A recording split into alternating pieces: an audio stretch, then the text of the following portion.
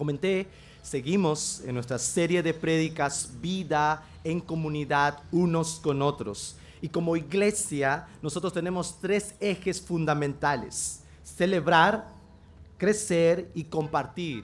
Específicamente esta serie, Vida en Comunidad, tiene la intención de poder acentuar gran parte de toda la enseñanza en este último eje fundamental de la iglesia: compartir, de donde proviene precisamente la palabra comunión. Y esto nace con la intención que los creyentes puedan tener una comunión centrada en Cristo, donde exista amistades redentivas, relacionándose intencionalmente por medio de la enseñanza de la palabra y disfrutar el compartir de su fe en los diferentes ministerios que tenemos como iglesia. Y estamos en un pasaje en el libro de Colosenses, que para llegar a este pasaje, básicamente en los versículos que vamos a abordar, tenemos que ver su contexto. Y ese contexto nos permite ver precisamente en mayor amplitud lo que el apóstol Pablo quiere guiar su atención, precisamente a esta congregación en Colosas, cual Pablo amaba y el cual entregó su corazón para la enseñanza, pero también para corregir, pero sobre todo para poder decirle lo que implica vivir la nueva vida en Cristo. Todo parte de algo inicial que Dios hace en nuestras vidas. Dios nos salva y nos introduce a vivir en comunión con Él. Y esta comunión la gustamos por medio de Cristo.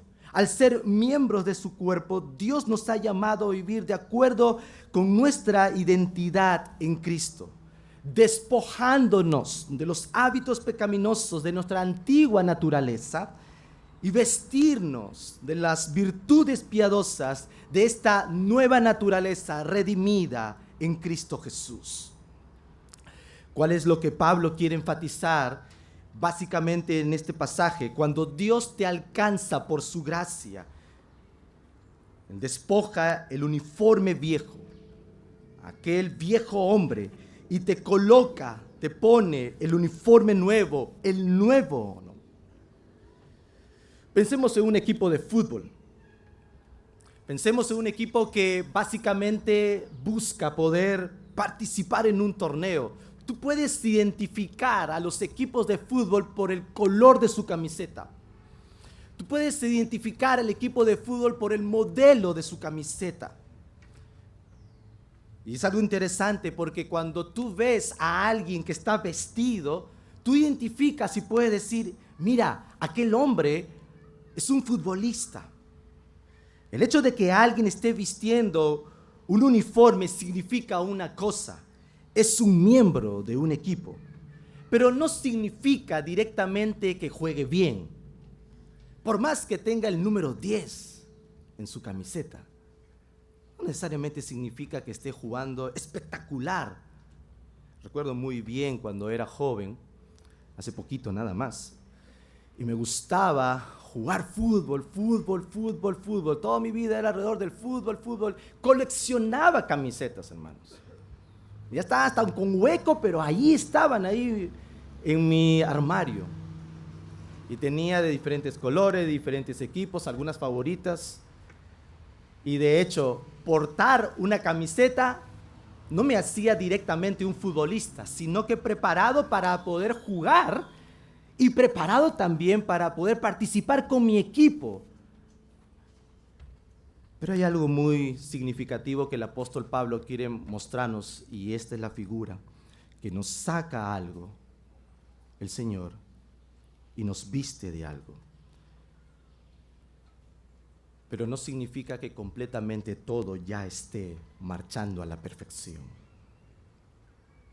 En ese sentido, no podrás quitar hábitos pecaminosos y vestirte de atributos divinos a menos que soportes y perseveres en la tercera parte de este proceso.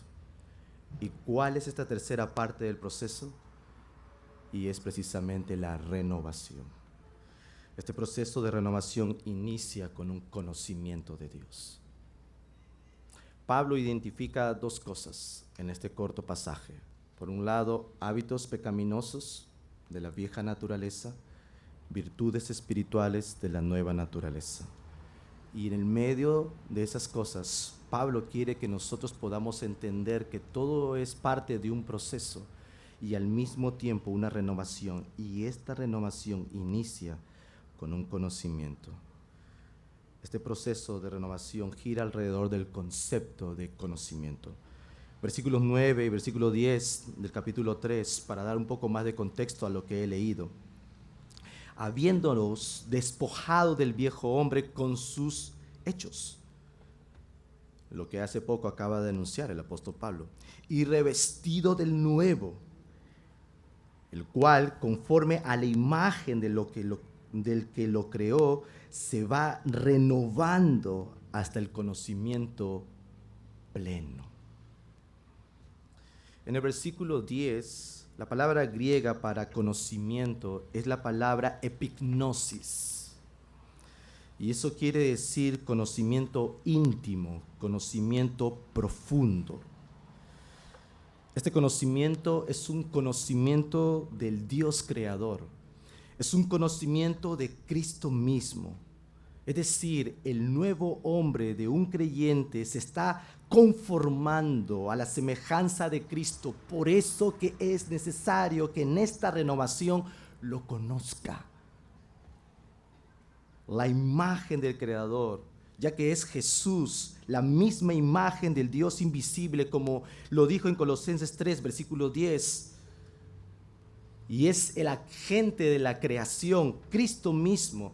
Es que nuestra propia vida va revelándose al estar frente a la imagen del Señor Jesucristo, mostrada a través de la palabra, y nuestro conocimiento es adquirido por lo que Cristo hace en nosotros. El nuevo hombre es nuestra naturaleza redimida, que en términos prácticos está siendo formada a la semejanza de Cristo.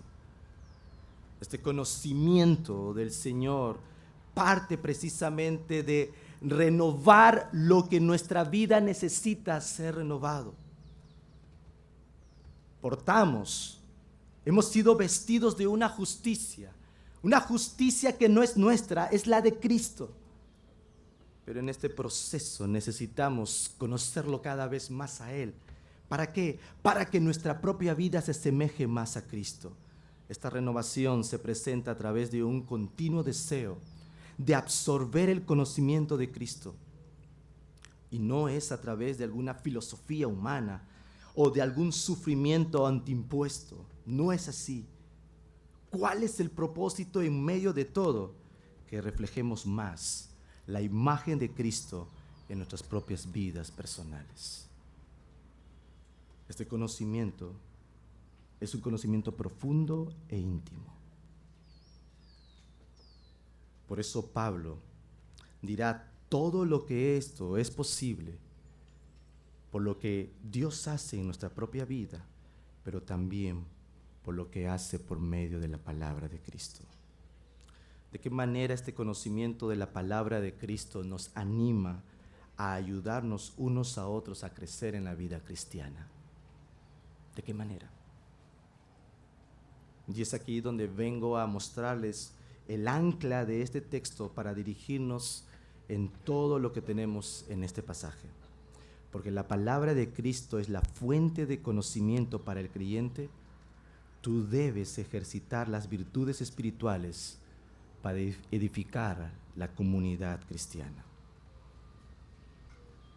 Si tú te haces la pregunta de qué manera este conocimiento de la palabra nos anima a ayudarnos unos a otros a crecer en la vida cristiana, de qué manera este conocimiento profundo e íntimo permite mi crecimiento y al mismo tiempo me ayuda con otros hermanos a crecer en la vida cristiana. Y la respuesta es porque la palabra de Cristo es la fuente de conocimiento para el creyente. Tú debes ejercitar las virtudes espirituales para edificar la comunidad cristiana. Primer punto de este sermón: la palabra de Cristo es la fuente de conocimiento del creyente. Colosenses 3:16. La palabra de Cristo more en abundancia en nosotros.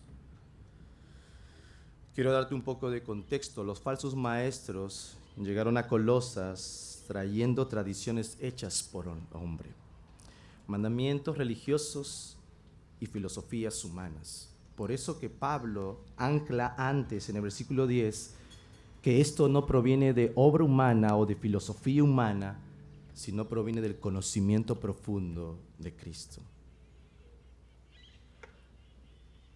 Y ellos trataron de armonizar la palabra de Dios con sus enseñanzas, pero no pudieron hacerlo. Por eso Pablo sale y dice que la palabra de Cristo necesita morar en los corazones de estos creyentes. Aquellos que han gustado de esta gracia, aquellos que tienen esta nueva vida, la palabra de Cristo debe morar en abundancia en los corazones. La palabra de Dios siempre exalta a Cristo Jesús. Es el foco principal, es la palabra de Dios, exalta a Cristo. Y para ser un poco más exacto con lo que vamos a decir de esta frase, voy a dividirla en dos. Primero voy a explicar la palabra de Cristo y luego more en abundancia en vosotros. ¿A qué se refiere Pablo al decir la palabra de Cristo? Es obvio que Pablo está hablando de la palabra de Dios. Y sin embargo la llama la palabra de Cristo. ¿Por qué? ¿Cuál es la intención del apóstol Pablo? Es que la palabra y la obra redentora de Cristo es el tema central en todas las Escrituras.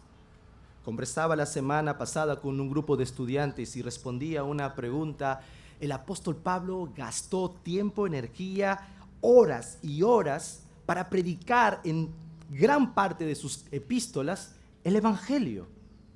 Cada vez que se presentaba un problema dentro de la congregación, Pablo no dudaba de presentar el Evangelio para aclarar la vida de los creyentes. Y es lo mismo que hace aquí en Colosa. Ante la influencia de la filosofía, ante la influencia de la obra humana, de todo lo que los falsos maestros querían introducir dentro de la propia iglesia, ¿qué es lo que hace Pablo? El Evangelio nuevamente, y por eso dice la palabra de Cristo. Creyentes, ustedes necesitan la palabra de Cristo, porque este es el tema central de todas las Escrituras. Nos arroja la obra redentora y al gran Redentor.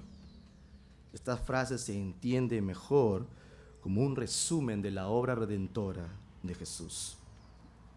En otras palabras, el mismo mensaje de salvación que nos adopta en la familia de Dios y nos une como su pueblo, debe ser la verdad central que sature nuestras propias vidas. Pero al mismo tiempo debe ser esa verdad que sature lo que nosotros hacemos dentro de la iglesia. ¿Sabe qué? Vivimos en una época dominada por pantallas, luces, discursos breves y un apetito voraz por lo novedoso y experiencial. El púlpito parece haber perdido un lugar de honor dentro de las congregaciones. Sin embargo, para uno de los predicadores más influyentes del siglo XX, Martin Lloyd-Jones, eso no es así. La predicación no solo sigue siendo vigente, es la necesidad más urgente de nuestro tiempo. Lloyd-Jones no veía el púlpito como un elemento estético del culto, ni como una plataforma para el desarrollo personal de un predicador. Era, en sus palabras, el trono desde el cual Dios mismo habla por medio de su palabra. Era el trono desde el cual Dios mismo habla por medio de su palabra. Y además añade, la necesidad más urgente de la iglesia cristiana hoy es la verdadera predicación y también es la más grande necesidad del mundo. ¿Qué es lo que hace Pablo ante una necesidad de la iglesia? Le recuerda la palabra de Cristo, el Evangelio. 2000 años ha pasado y estamos en este tiempo y yo quiero recordarles a ustedes, hermanos, que la palabra de Cristo es importante para tu vida y para esta iglesia. Es tan importante que nosotros deberíamos venir con expectativa en nuestro corazón de poder tener un corazón sensible para la recepción de la palabra y saber que esta palabra también es necesaria en el mundo, que no podemos reemplazarla por cualquier otra cosa, porque hay algo mucho más importante que es la palabra de Dios. Hermanos, valoremos la enseñanza y la prédica de la palabra centrada en Cristo y en su gracia. Valoremos. No está en una iglesia perfecta, ni tiene predicadores perfectos, pero no dude que está una iglesia que busca ser saludable y que tiene pastores que intencionalmente se esfuerzan para predicarles la palabra. No vaya a ser como en algún momento el apóstol Pablo le dijo a Timoteo en 2 Timoteo 4:3, porque vendrá tiempo cuando no sufrirán la sana doctrina, sino que ni teniendo comezón de oír, se amontonarán maestros conforme a su propia concupiscencia.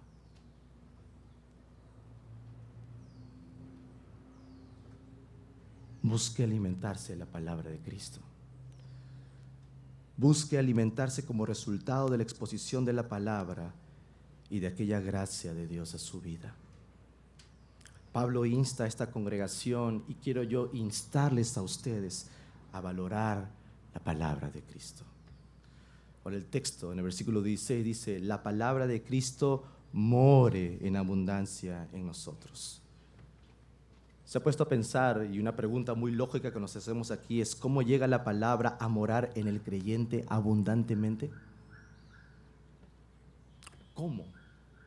¿Cómo llega la palabra a morar en el creyente de forma abundante? Y tengo una respuesta que parece simple, pero es profunda: pasando mucho tiempo en la palabra.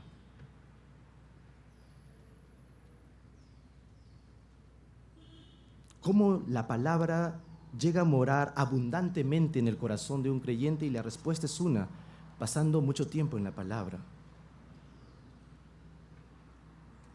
Este texto en Colosenses 3:16 tiene mucha similitud con aquel texto que está en Efesios capítulo 5. Tanto Efesios capítulo 5 como Colosenses capítulo 3 mantienen un paralelismo, ya que ambos nos hablan de los efectos que ocurren en la vida cristiana. En el libro de Efesios capítulo 5, Pablo habla: no os embriaguéis con vino en el cual hay disolución, más bien sed llenos del Espíritu. Y Colosenses capítulo 3 nos habla de la palabra de Cristo more en abundancia en vosotros. Ambos nos están señalando lo mismo: el conocimiento, la sumisión y la recepción de la palabra del Señor debe ser abundante, llenos, que abunde. Las consecuencias de ser llenos del Espíritu Santo, controlados por el Espíritu Santo, y los resultados de dejar la palabra, que la palabra de Cristo more en nuestro corazón abundantemente, como Pablo lo está diciendo en Colosenses 3:16, fluyen de una forma paralela. Es decir, la forma en cómo obedecemos al mandamiento de ser llenos del Espíritu Santo, controlados por el Espíritu Santo, es respondiendo a la palabra de Cristo. Para ello, quiero explicarte dos figuras. La primera figura es la figura del agua. ¿Por qué uso la palabra agua? Porque la palabra purifica. Si tengo un vaso lleno de tierra y lo expongo a un grifo, abro la perilla, ¿qué sucederá? Al estar expuesto el vaso con tierra al agua, la tierra que abundaba en el vaso saldrá y saldrá. ¿Por qué? porque el agua entró y sobreabundó, que hizo que toda la tierra sea removida para que el vaso esté lleno, no de tierra ahora, sino de agua. Mientras más expongas tu vida a la palabra, purificarás más tu propio corazón. Porque estoy convencido que en tu propio corazón todavía hay rasgos de pecaminosidad. Hay rasgos de aquella naturaleza antigua. Hay rasgos de lo que Pablo explicó versículos antes de lo que nosotros hemos leído. Y tú necesitas exponer tu vida a la palabra para que la purifique, para que saque cada vez más toda la suciedad que hay ahí, de tal manera que cada vez es más limpia, limpia y limpia. Te dije dos figuras. La siguiente es la luz. La palabra alumbra. Imagínate que yo tengo un interruptor regulador de luz para alumbrar una habitación oscura. Cuando yo ingreso y voy a ese interruptor y comienzo a poner un poco más de luz, me doy cuenta que la habitación tiene sofás.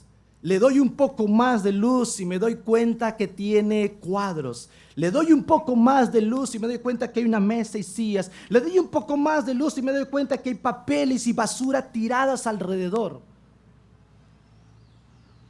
Así es la función de alguna u otra manera de un regulador de luz que alumbra para saber qué es lo que hay en la habitación. Déjame decirte que la palabra de Dios, la palabra de Cristo, es lo mismo. Mientras más expongas tu vida a la palabra, alumbrará tu vida para que observes qué está desordenado o qué está sucio en tu palabra. Mientras que tú arrojes más luz a tu propia vida, te darás cuenta qué está mal en ti.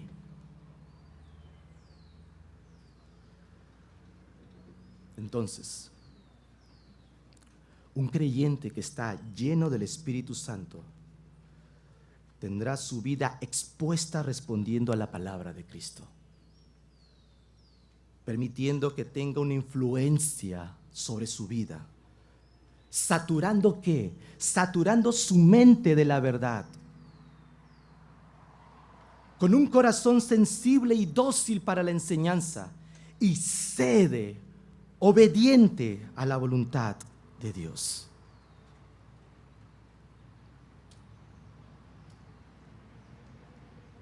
Tú podrías decir, ok, lo entiendo.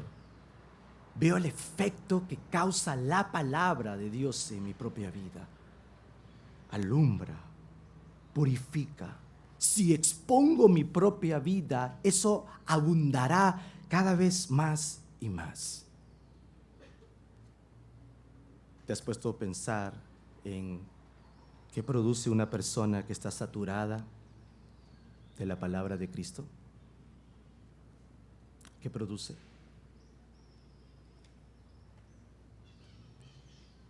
Y Pablo va a cerrar el texto en el versículo 16 mencionando algunas cosas puntuales.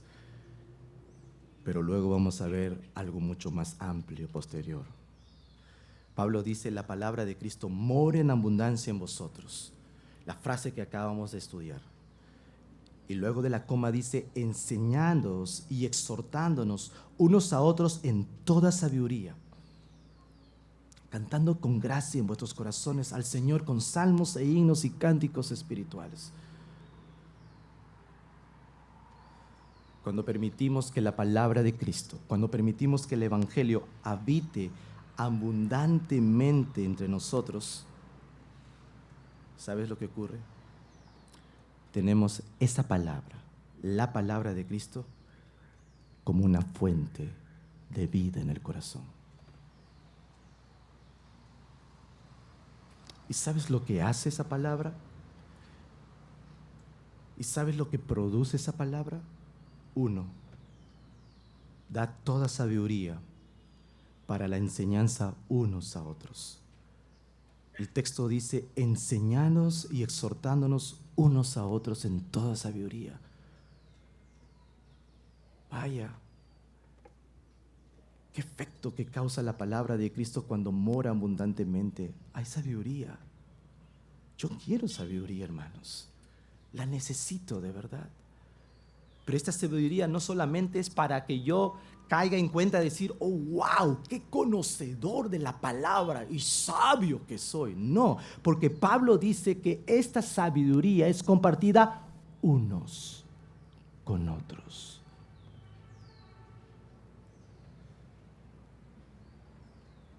Esta verdad sirve como sustancia para nuestra enseñanza y amonestación mutua en la participación de mi vida sobre la vida de otro, expresada en sabiduría. Pero también el apóstol Pablo dice que el efecto que causa la palabra de Dios, o mejor dicho, una vida saturada por la palabra de Cristo, ¿qué es lo que causa? No solamente la sabiduría para la enseñanza y el ánimo mutuo de unos con otros, sino también de todo cántico. Porque Pablo dice, cantando con gracia en vuestros corazones al Señor con salmos e himnos y cánticos espirituales. Estos cánticos son para estimularnos en la gracia unos a otros. ¿Sabe qué? Que estamos en tiempos donde muchas iglesias se enfocan la parte musical del servicio corporativo como una formalidad, nada más. O tengamos cánticos porque todas las iglesias tienen cánticos. O no, tengamos cánticos porque mientras que la gente va llegando se prepara para el sermón. Y estamos a tiempo allí, como una formalidad, pero según Pablo no es así.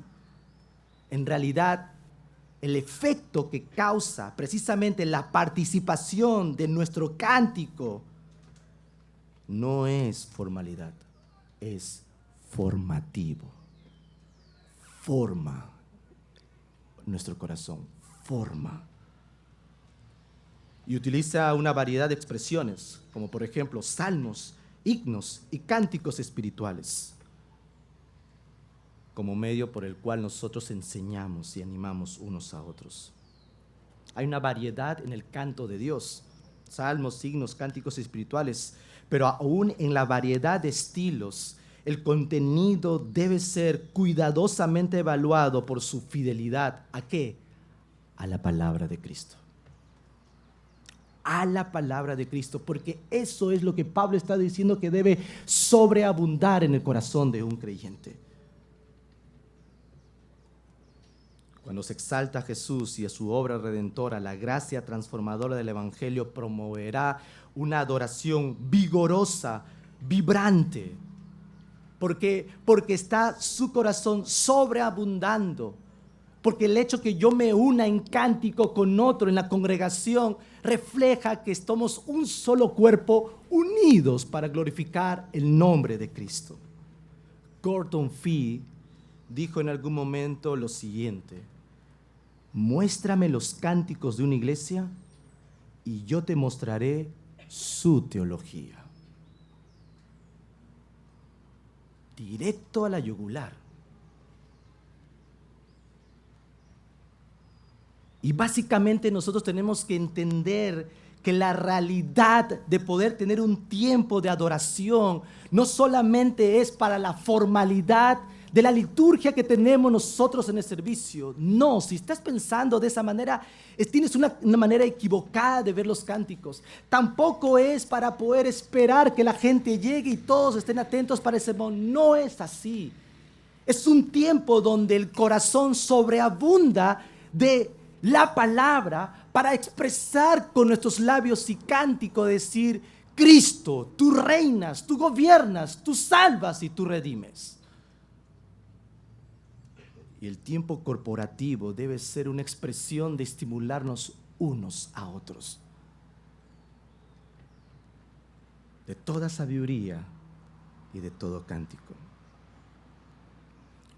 ¿Qué quiero aplicar en este punto? Tu comunión con Dios debe producir crecimiento espiritual en la medida que tú separes un tiempo y un enfoque personal a la palabra.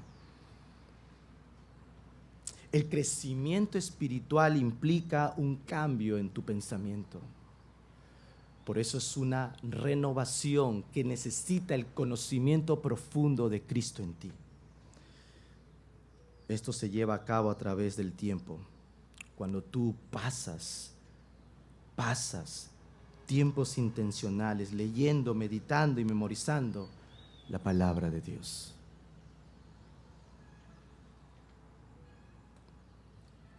Hay una cosa esencial para la vida del creyente.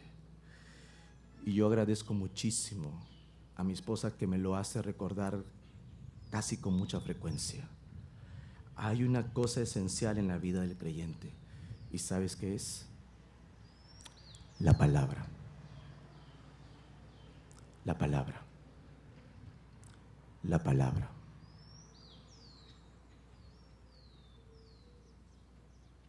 El creyente que pasa tiempo en la palabra con un corazón sumiso al Espíritu Santo cosechará el resultado inevitable de virtudes espirituales.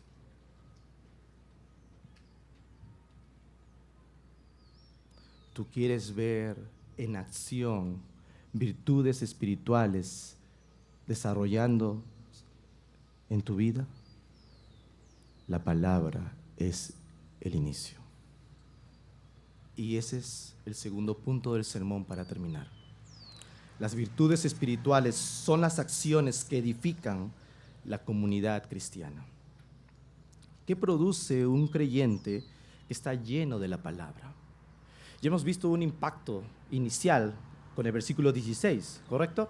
Produce sabiduría para enseñarnos y amonestarnos unos a otros, produce un cántico para poder cantar con gracia y poder estimularnos unos a otros precisamente a ello.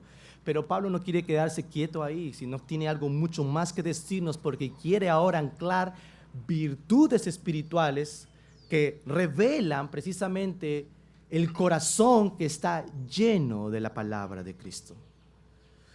Pero antes, para poder llegar a ese punto de que Pablo ha dicho esas virtudes, en los versículos 5 al 9, Pablo nos ha dicho lo que debemos hacer morir, ¿cierto? Haced pues morir lo terrenal en vosotros. Y luego, toda una lista. Hay muchas cosas ahí que Pablo dice, mata en ti esto. Haced morir lo terrenal. Poder sacar pecados en nuestra propia vida. Pero posterior a esa lista de múltiples pecados, Pablo dirige nuestra atención a lo que se supone que debe vestir la vida de un cristiano. Como nos hemos quitado la ropa sucia de aquellos pecados en nuestra vieja naturaleza, como por ejemplo el enojo, un lenguaje irreverente, fornicación y todos los elementos que Pablo habla, ahora nos vestimos de la ropa limpia, aquella que ha sido colocada por la justicia de Cristo, porque hemos sido revestidos en Él. Y con ello, esta ropa limpia trae virtudes espirituales. Y es aquí donde realmente empieza a vivir uno qué significa esta comunión con Dios y cómo experimentamos la nueva vida.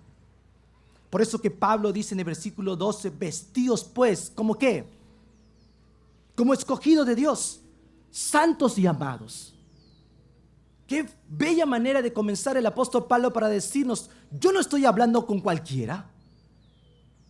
Esto es para aquel que abra sus oídos y que realmente Dios ha escogido, lo ha santificado y lo ha amado. Estos no son buenos consejos.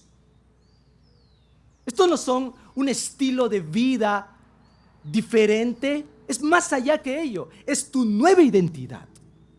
Porque si tú realmente eres uno que ha sido escogido, santificado y amado por Dios, Él te ha vestido. Y te ha vestido de algo que realmente es por la obra de Cristo. Y ese debe ser el reflejo de las virtudes espirituales que arroja tu corazón.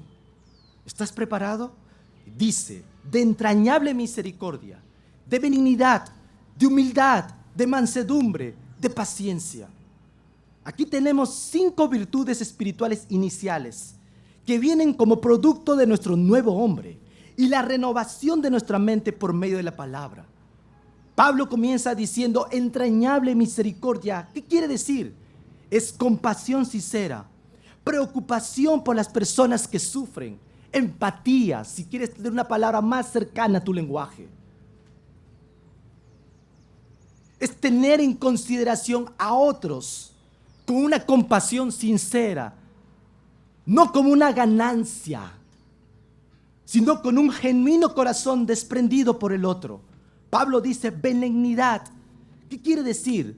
Una disposición reflexiva y considerada que se convierte en acciones de amabilidad. La forma de ser bueno, amable, benigno. Pablo dice humildad. ¿Qué quiere decir? Una examinación honesta de nosotros mismos. Una perspectiva desinteresada que valora a los demás como más importantes. Tú no eres el importante. Tú no eres el centro de todo el mundo. Es buscar, ver por medio de la humildad una examinación honesta para tener una perspectiva desinteresada que valora al otro como superior a ti mismo. Humildad, paciencia, que quiere decir dominio propio, una respuesta gentil a los demás. Y déjame decirte que estas 5 virtudes espirituales iniciales que Pablo dice han sido una prueba en mi corazón esta semana. Totalmente. Totalmente. Porque ha habido momentos en mi propia vida donde yo no he actuado con humildad.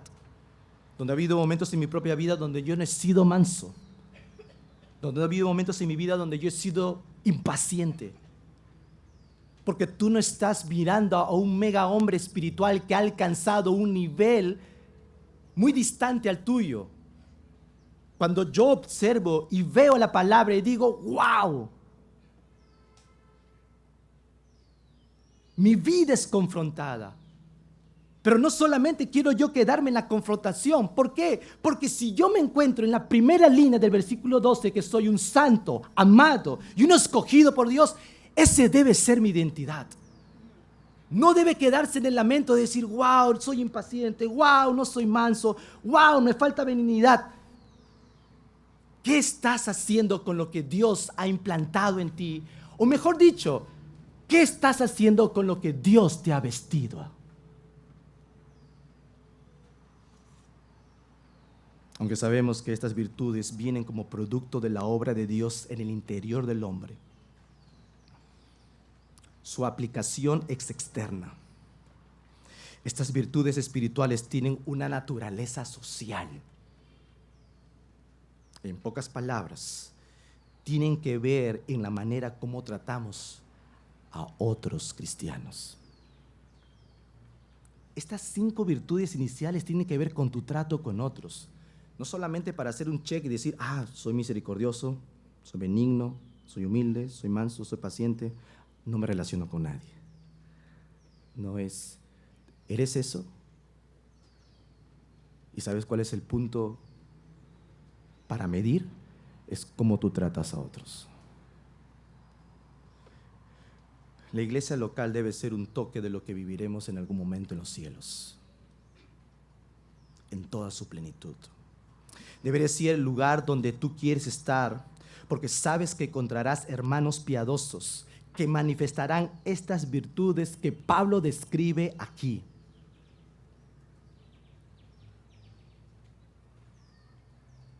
¿Sabes? El evangelio será atractivo para las personas inconversas cuando ellos vean que estas virtudes se manifiestan cada vez en tu contacto con otros. El evangelio será atractivo para la gente de afuera cuando vean que estas virtudes se ven reflejadas en tu contacto con otros. tu herramienta más efectiva para el evangelismo debería ser el testimonio de estas virtudes en tu vida. Si personas inconversas ven que tu trato con otros creyentes es con enojo, con chismes, con engaños, con palabras poco amables, el evangelio no contendrá ninguna atracción para ellos, sin importar cuán persuasivas pueden ser tus palabras. Si tu vida no refleja esto, ¿cómo tú abres tus labios para poder evangelizar y decirle a otros lo que quieren escuchar acerca de Cristo? Sin embargo, si ellos ven estas virtudes en todas tus interacciones con otros creyentes, la atracción del evangelio puede ser muy bien valorada. Cuando las personas atiendan a tus palabras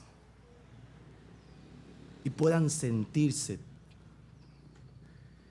miserables, porque así no es el reflejo de sus vidas. ¿Te das cuenta el impacto?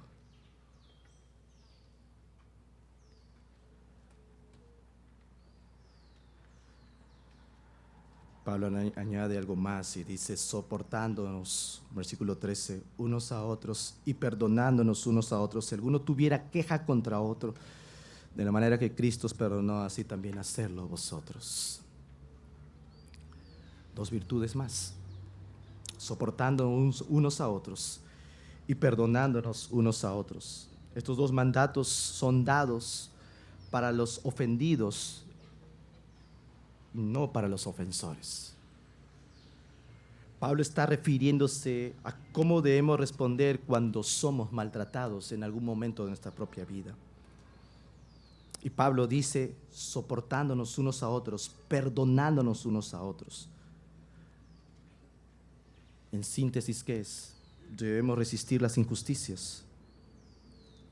Debemos soportar cortésmente, sin habladurías, sin responder con enojo o frustración. Al contrario, perdonar genuinamente. Si realmente perdonas genuinamente, no guardas rencor, ni ocultas el resentimiento.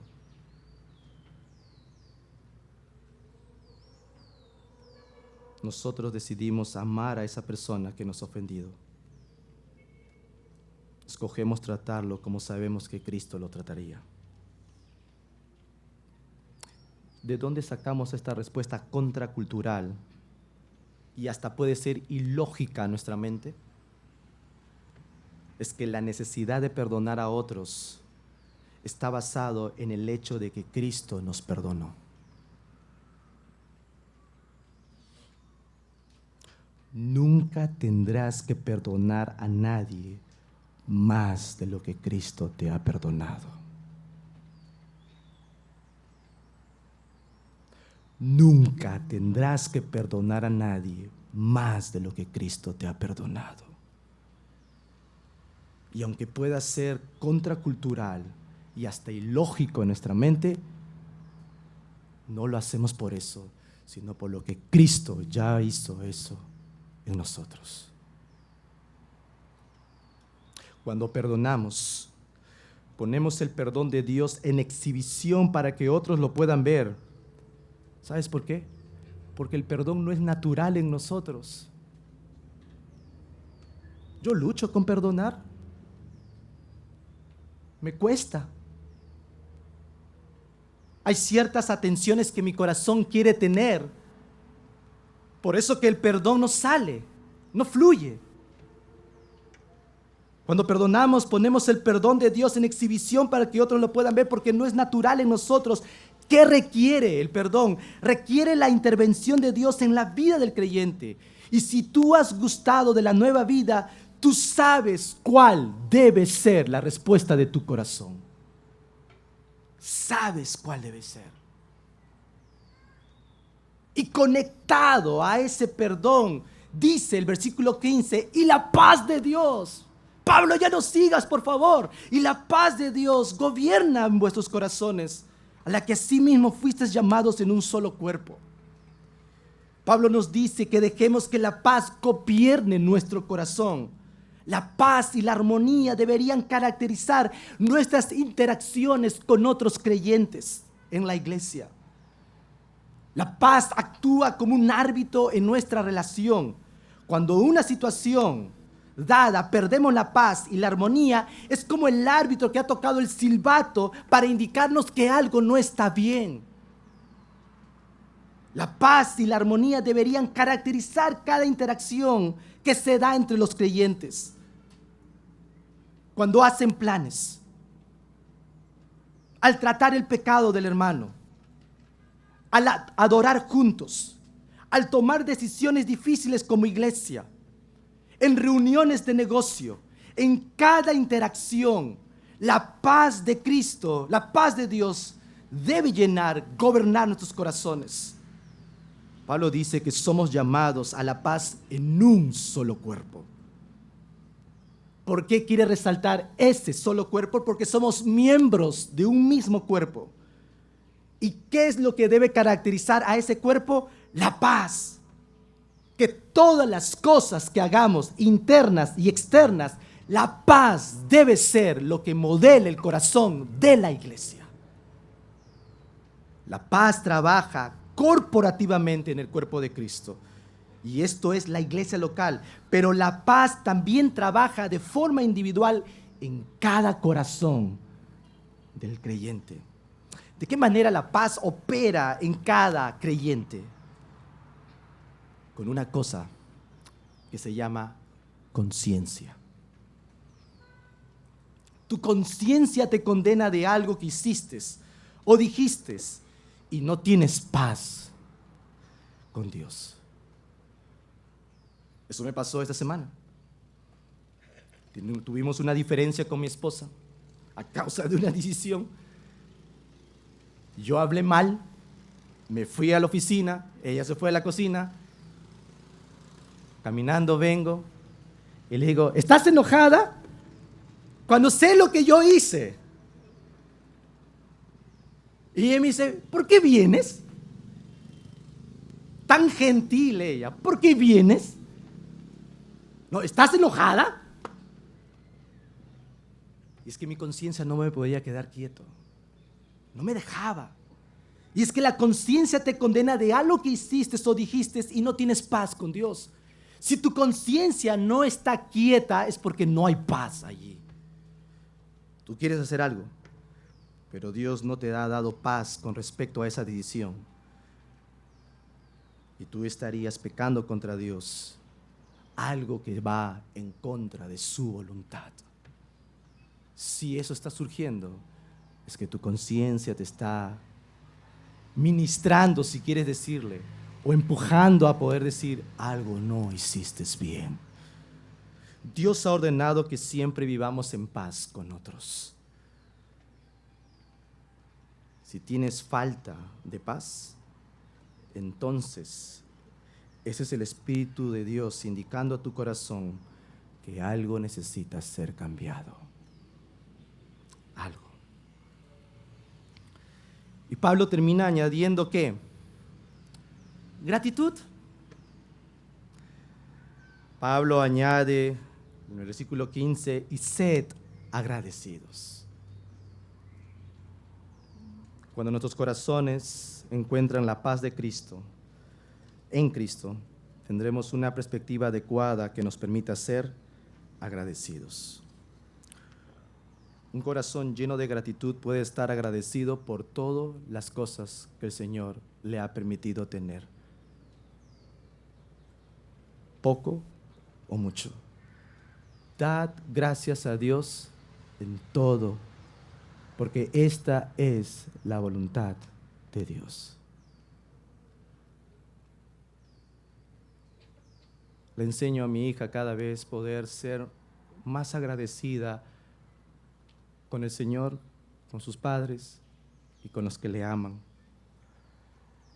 Pero a veces en su corto aprendizaje de poder aprender a decir gracias, refleja mi propia vida muchas veces,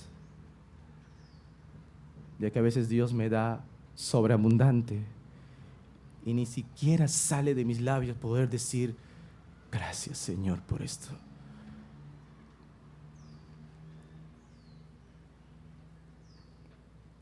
Seamos agradecidos.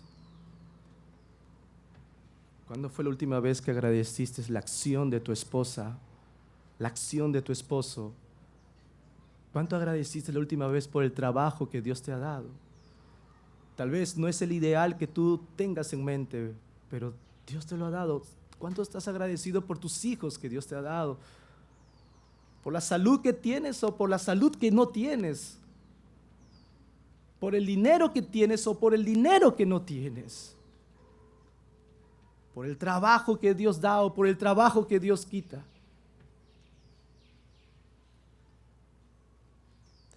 Como en el caso de la paz, si un creyente tiene falta de gratitud, entonces algo está mal.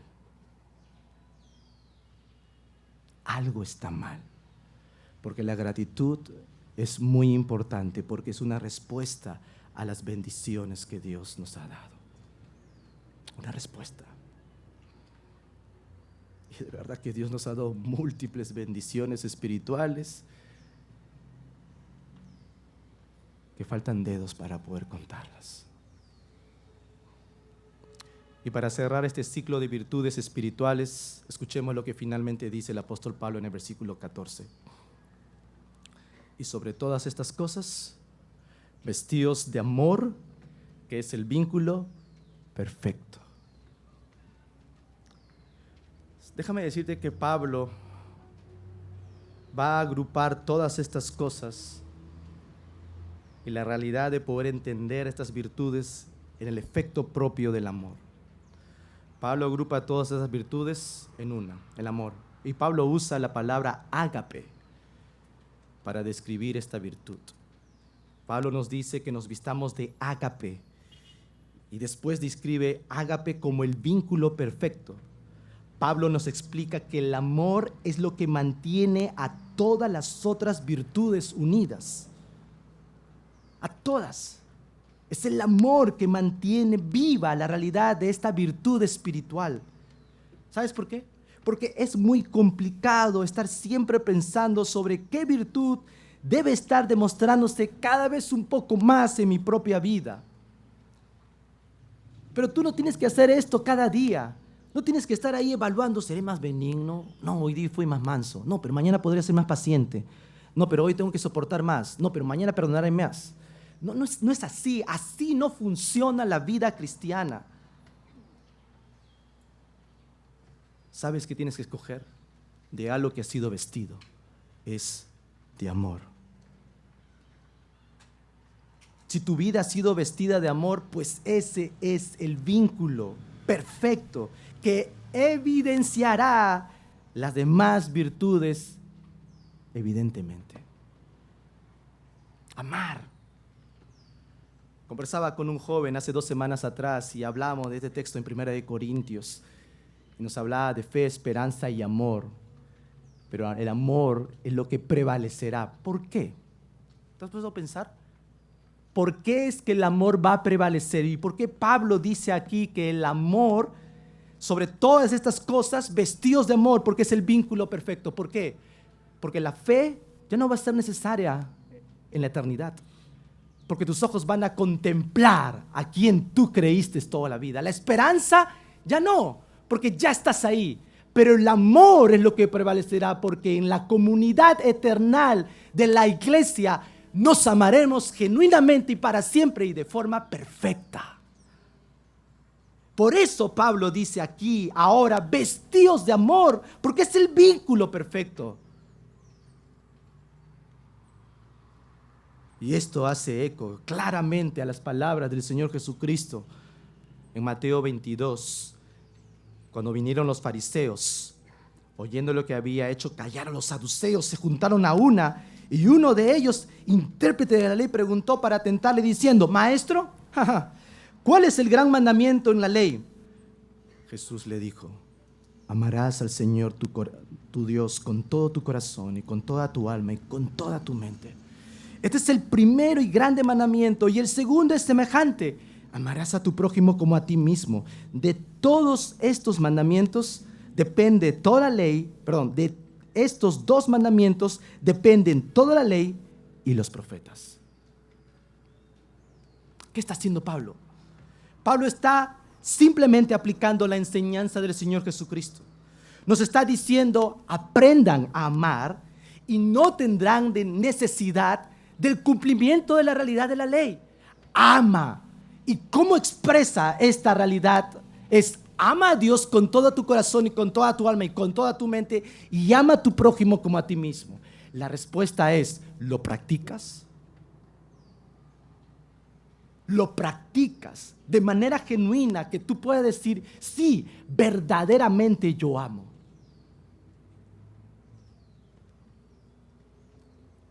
Pues es ahí donde Pablo quiere poner el dedo en la llaga. Si realmente esto es evidente o no. Para concluir, Pablo dice en el versículo 17: y todo lo que hacéis, sea de palabra o de hecho, hacedlo todo en el nombre del Señor Jesús, dando gracias a Dios el Padre por medio de Él. Es indudable que si Cristo es el todo, Pablo nos está enfocando a reflejar eso en todas las acciones. Nuestra conducta y actos cotidianos deben usarse para honrar y mostrar gratitud a Dios. Es por eso que Pablo se tomará el tiempo para recordarnos cuál debe ser nuestro carácter, nuestro actuar en conformidad al Señor.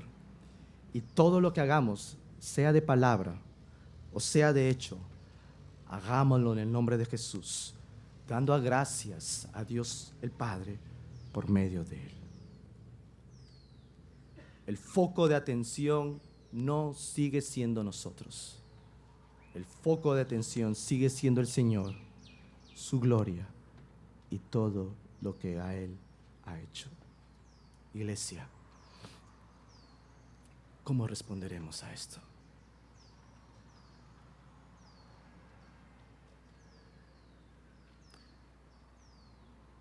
Estuve pensando hace poco